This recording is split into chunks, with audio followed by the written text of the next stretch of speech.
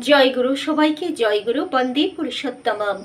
আমাদের জীবনের লক্ষ্য যদি হয় ঈশ্বর প্রাপ্তি, তাহলে তার কাছে প্রতিদিন প্রার্থনা জানাতে হয়, হে দয়াল, আমার ভিতরে তোমার ইচ্ছা পূর্ণ হোক। আমাকে দিয়ে তোমার যে কাজ হবে, তোমার যে মহিমা প্রকাশ হবে এই জগতে, তুমি আমাকে দিয়ে তাই করিয়ে নাও। আমি যেন তোমাকে প্রতিষ্ঠা করতে পারি সবার মধ্যে। আমার চাল চলন হাব ভাব সব কিছুর মধ্যে যেন তুমি ফুটে ওঠো। আর এই যদি আমাদের ঈশ্বরের কাছে আকুতি থাকে, বার্তা থাকে, প্রার্থনা থাকে, তবেই কিন্তু আমাদের ঈশ্বর লাভ সম্ভব। ঈশ্বর প্রাপ্তি মানে শুধু বসে বসে নাম জপ সাধনা করলে ঈশ্বরকে পাওয়া যায় না। ঈশ্বরকে পেতে হলে ঈশ্বরের যে দৈবী গুণ, তিনি যে যে কারণে দেবতা, আমার প্রিয় পরম শ্রী শ্রী ঠাকুর অনুকূলচন্দ্র তাই বলেছেন যে দেবতা তোমরাও হতে পারো মানুষ থেকে। সেই দৈবী গুণগুলি যদি নিজেদের মধ্যে সেধে নিতে পারো, আর এই দৈবী গুণ সেধে নেওয়ার জন্যে প্রথম কথা কিন্তু আমাদের সাত্ত্বিক আহার গ্রহণ করতে হবে, সাত্ত্বিকভাবে চলাফেরা করতে হবে।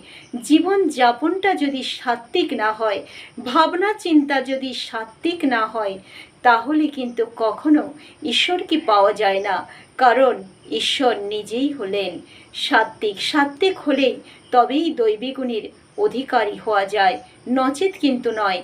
তামসিক খাবার খেয়ে রাজসিক জীবনযাপন করে কখনো ঈশ্বরকে লাভ করা যায় না। আর যেই দিক দিয়েই উন্নতি লাভ হোক না কেন, যে দিক দিয়েই আমরা উন্নতির শিখরে উঠি না কেন, কখনো ঈশ্বরকে পাওয়া যায় না। ঈশ্বরকে পেতে হলে ঈশ্বর যেভাবে পাওয়া যায়, অর্থাৎ সেই দয়া ক্ষমা, ঈশ্বর মানেই তো তাই আমরা জানি প্রেম ভালোবাসা, সব কিছুকেই ঈশ্বর কাউকে তার কাছে পর নেই, সবাই তার আপন। দুনিয়ার সব কিছুর মধ্যেই তিনি নিজেকে দেখেন। আমরা কবে পারবো?